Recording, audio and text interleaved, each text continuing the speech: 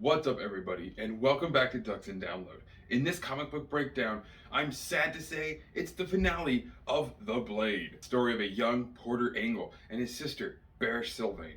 This has been an amazing 4-run comic issue, and if you've missed out, guys, the rest of my comic book breakdowns are, of course, on the channel, but do go out and pick these up while they're still available at your local comic shop. The art is phenomenal, the fight scenes are tense, and the dialogue is witty, playful, and very, very fun.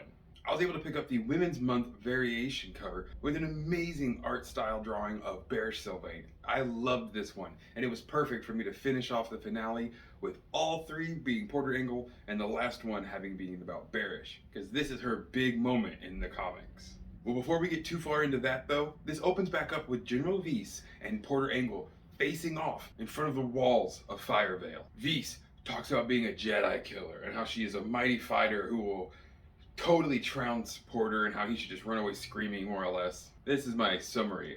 She talks a little bit less smack. I don't think she understands who she's up against, but has apparently taken down a few Jedi. That alone, Porter is not gonna sit still on, as he reminds her, well, two things. First off, I will always remember you, General Weiss. Even if you escape, even if you run away from me, I will always remember you for what you've just told me you've done to my brothers and sisters in the Order. And secondly, Porter reminds her, you've never fought me.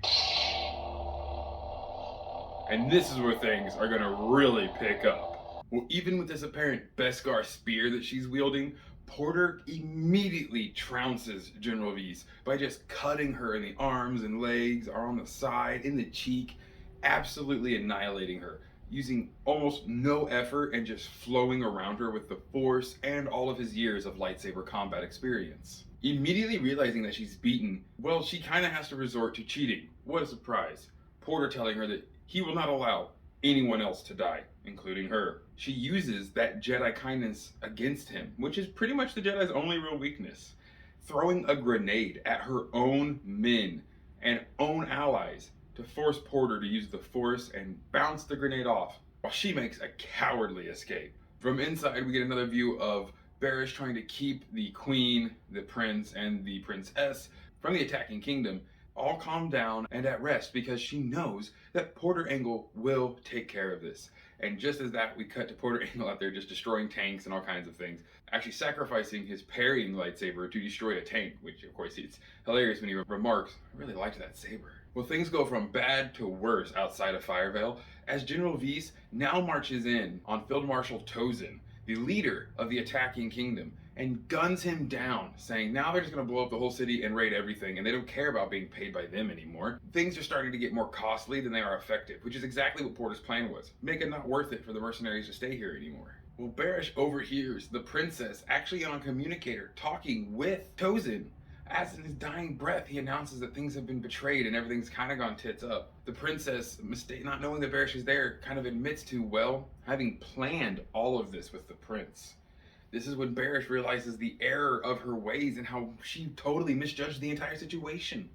She confronts the princess and finds out that, well, not only did the princess and the prince plan to do this entire thing to throw over the queen and to make their kingdoms become one in a sense, she also isn't even pregnant and used being pregnant to make Barish care more about her, and it worked. Barish did not see the Force whatsoever. She saw her own whims and wanting to protect this poor girl. After this, Barish will take the princess back to the royal queen and kind of announce what's happened. And in the rage of the queen, has to use the Force to stop her from plunging a knife into the princess. The prince even tries to stop him, but the queen will kill both of them if she gets her hands free right now.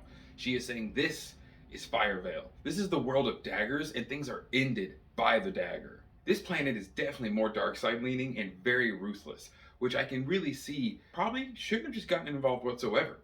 But they were tricked into coming here by Tozin and the princess entirely just to escalate things. But now Porter is out on his own while all of this drama is unfolding inside of the castle, holding his entire body in front of an army, fighting all of them.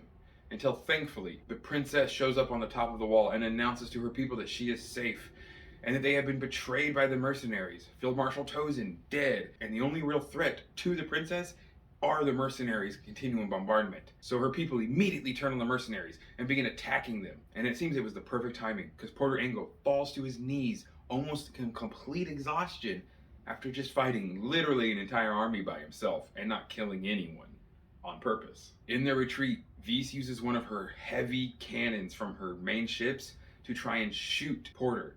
Thankfully, at the last second, Barish steps in the way using her lightsaber to deflect it, fully back into realizing her way and will within the Force to save her brother. This is, of course, when we get a very touching moment where Barish will invent the Barish vow. She will take a vow, a very solitary, very strong personal vow, to completely isolate herself from the Jedi Order and its machinations until she is able to feel the Force again.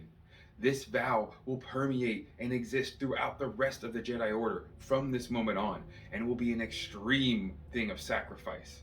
Even Elzar Mann himself will soon take the Barish vow in Phase 1 of the High Republic. A vow meant to help those who have lost their way either reconnect with the Force or rehear the song or the words or the whispers of the wills if they have lost their way. Barish wants to be able to listen and hear the Force, not her own thoughts, the way it used to be. So of course, respecting his sister's vow, Porter returns to the council, telling him all that happened on Firevale and announcing that Barish will not be joining him for some time, if ever again. Yoda seems understanding, of course. Many of the other Jedi question this, but I'm not surprised that Yoda is the most understanding of the council to know what it means to need to pretty much just take a hiatus and reconnect oneself. But it's not gonna end there, and we get an amazing teaser for the next Porter Engle comic. In this one, guys, they're sending him to Bardada. That's right, this is probably going to be one of the craziest, most epically intense comics, because the Blade of Bardada is a very renowned name that Porter Engle will go by eventually. Going to Bardada in The Broken Blade, coming soon. I can't wait, guys, and I look forward to having that comic book breakdown for you as well. Thank you all so much for joining. Put down in the comments what your favorite part of the Blade comic was. And don't forget to like so we can have more of these awesome talks, and subscribe to help the channel grow and continue watching these amazing comic book breakdowns over such awesome High Republic topics and Jedi. Have an amazing rest of your day, and as always, may the Force serve you well.